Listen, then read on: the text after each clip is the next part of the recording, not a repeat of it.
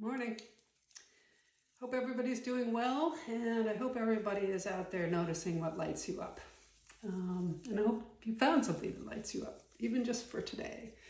For me today, it's I guess that the leaves are starting to change here in Vermont. It's getting pretty nice. We've had some rainy weather, but we've got a beautiful day today, and I look forward to going out on a long walk, and I look forward to doing a little trimming before I do that. So thanks for joining, and let's just jump right in. For trimming, you need a pot that is leather hard, meaning it's ready to be carved. So I will normally do this by running my finger across it, and if it can leave a nice clean indentation without being mushy, and without being too hard, then it's called leather hard, and it's really ready to trim.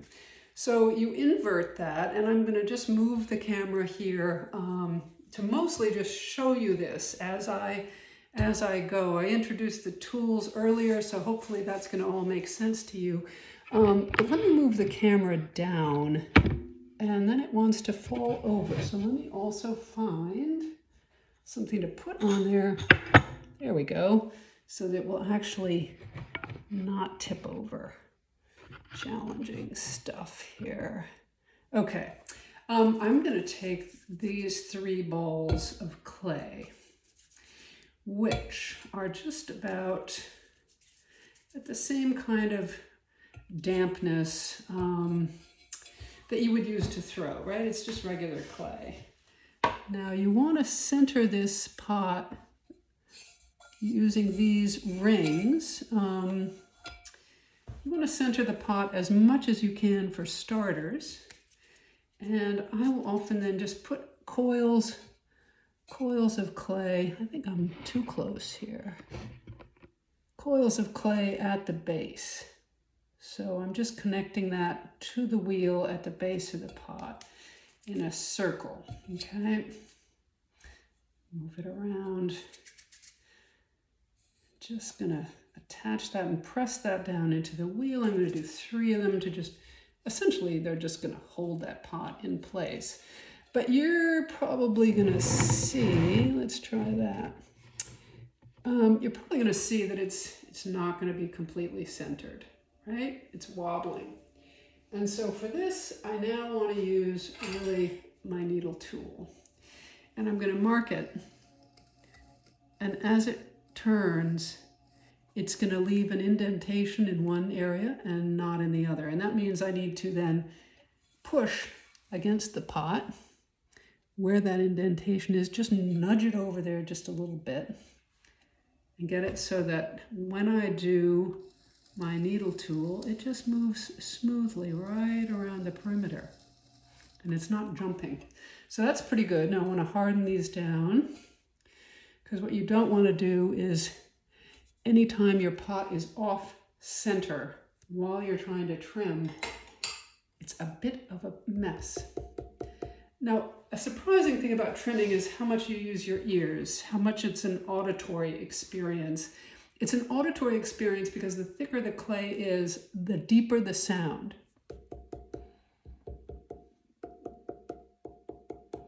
So for instance, you're going to have a thicker band of clay right here, and that's really what you're going to be addressing. You probably want to take some weight off the base of the pot as well.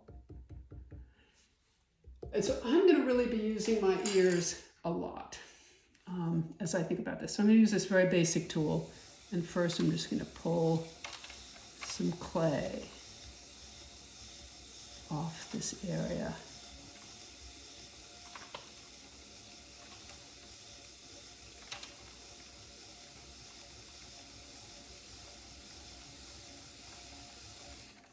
I do not want this foot to be too wide because it's going to make the pot appear heavier.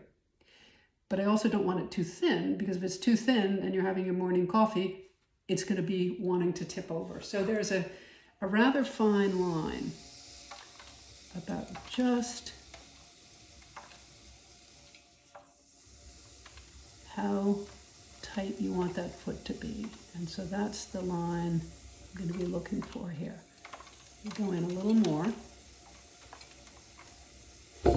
Whoop, that's what I don't want to happen. So see how that just threw that right out of balance. So now I have to go back to square one, sort of. Some people will put some water on the wheel head, and that helps the pot to, this got way wonked out of shape. That helps the pot stick to the wheel, and that's great because it doesn't do what it's just done here. But when you remove it from the wheel after it's been wet like that, it leaves a graininess at the lip that I don't want. There we go. Now we're sort of back to it. So I'm going to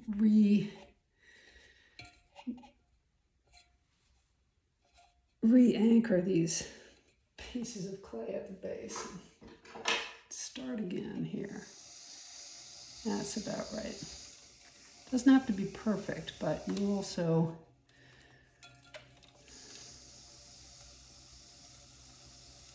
you can't have it be way off because that will really be reflected in the trimming process.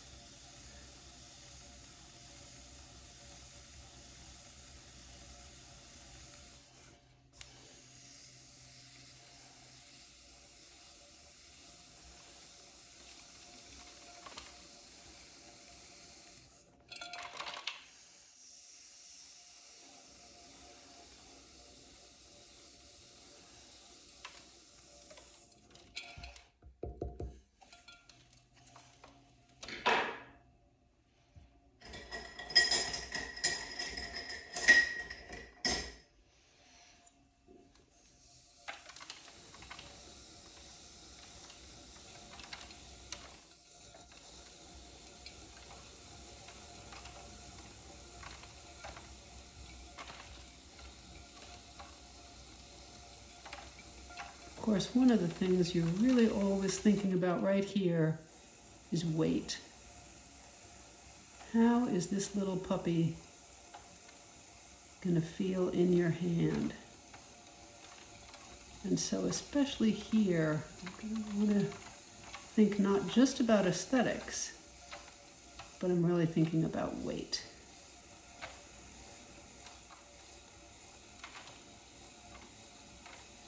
You go too thin, the negatives are kind of obvious, right? You get a weak pot. And for a mug that you want to maybe use every day of your life for the next 30 years or 10 or whatever, you want that to be a pretty sturdy little pup.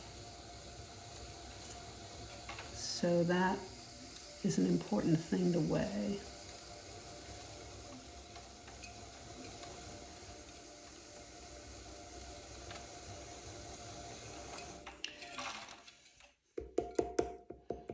That's a sound I like much better for a base.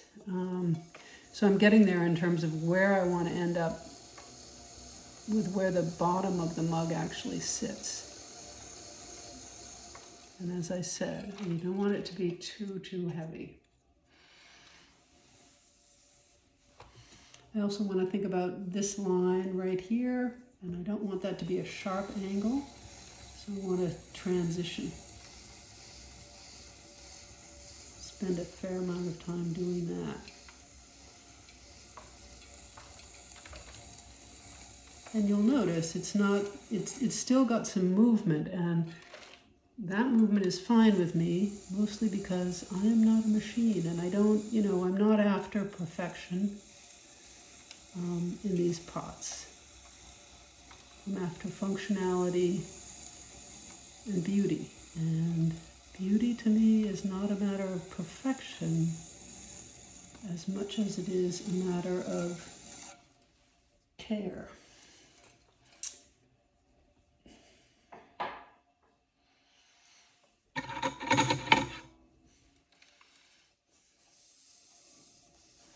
What what I like about this tool is that this rounded edge can help me to get a nice kind of transition at the base here that's not too sharp and harsh feeling.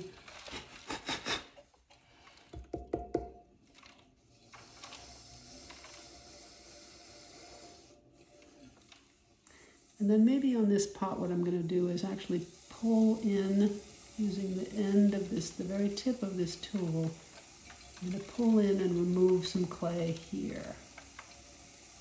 And that's going to allow me to play with kind of a fun line there. And then angle that.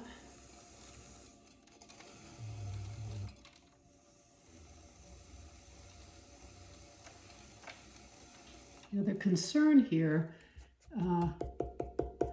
is how the angle, this angle right here, how that talks to and relates to the angle right here. You want the eye to understand that these two are in effect meeting and that the foot is just a transitional point between them. But you wouldn't want something really flat and then it curves here, because you're losing the sense of that flow on the inside of the pot. So a lot of, I think the best pottery has a bit of a curve on the very base here. Nothing drastic. Just want to kind of hint at that reality.